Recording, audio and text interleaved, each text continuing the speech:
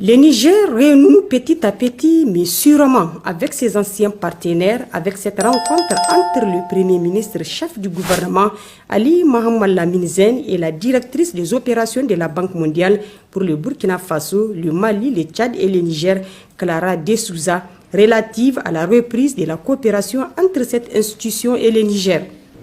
Nous sommes là avec la ferme volonté et la détermination de pouvoir résoudre avec vous tous les obstacles qui restent pour une reprise totale des programmes de la Banque mondiale au Niger.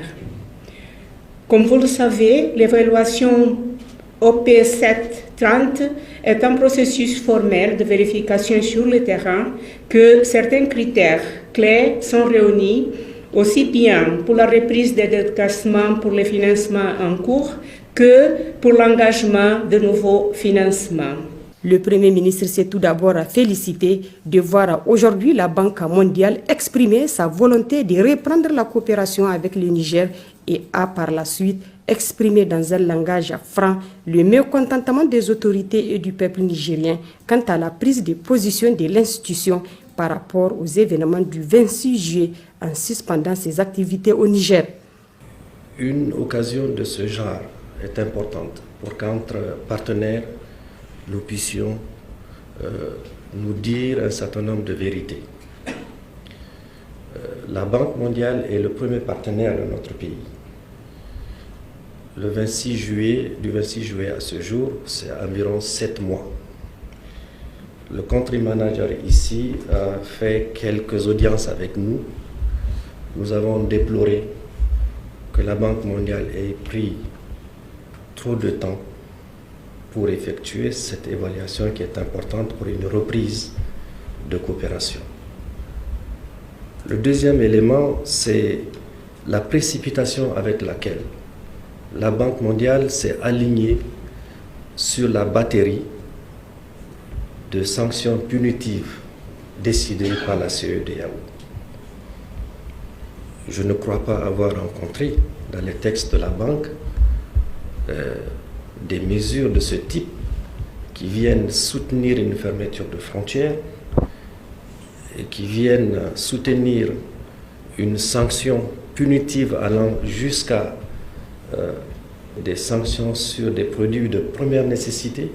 Ça a été un choc pour nous parce que nous savons ce que la Banque a été capable de faire il y a une quinzaine d'années ou un peu plus dans ce pays, avec sensiblement la même situation. De tous les 6 changements non constitutionnels que le Niger a connus, il y en a un civil. Le seul, je dis bien le seul, qui n'a connu aucune mort d'homme, c'est celui du 26 juillet 2023. Le seul qui a requis le soutien intégral de notre population, c'est le coup d'État du 26 juillet dernier. Nous avions pensé que nos partenaires allaient en tenir compte. Le Premier ministre Ali Mohamed Lamine Zen invite par ailleurs la Banque mondiale à une évaluation de ses activités en prenant en compte le contexte actuel du pays. Pour dire tout l'attachement de notre pays à une coopération avec l'institution qui est la vôtre, qui est la nôtre. Et tout le crédit et foi que nous accordons à cette coopération. Premièrement, allons-y vers la restructuration du portefeuille pour que nous retenions les projets les plus importants. Nous sommes ouverts pour que, sous votre conseil, tous les projets qui ne fonctionnent pas, qu'on les revoie. Et je vous invite à nous dire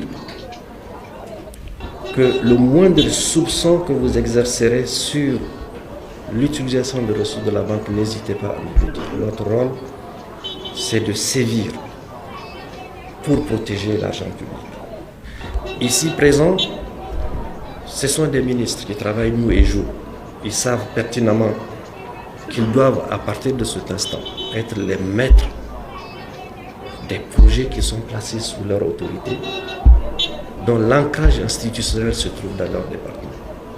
Je les engage à être très attentifs et les coordonnateurs qui souvent sont plus forts, je suppose qu'il y en a quelques-uns ici, les ministres du secteur sont ceux qui sont responsables. Donc, si vous voyez la moindre distorsion par rapport à ça, n'hésitez pas à appeler notre attention. Il faut noter que bien avant cette réunion, la directrice des opérations de la Banque mondiale pour le Burkina Faso, le Mali, le Tchad et le Niger, Clara De Souza, a été reçue en audience par le Premier ministre, ministre de l'économie et des finances, Ali Mohamed Lamine Zen.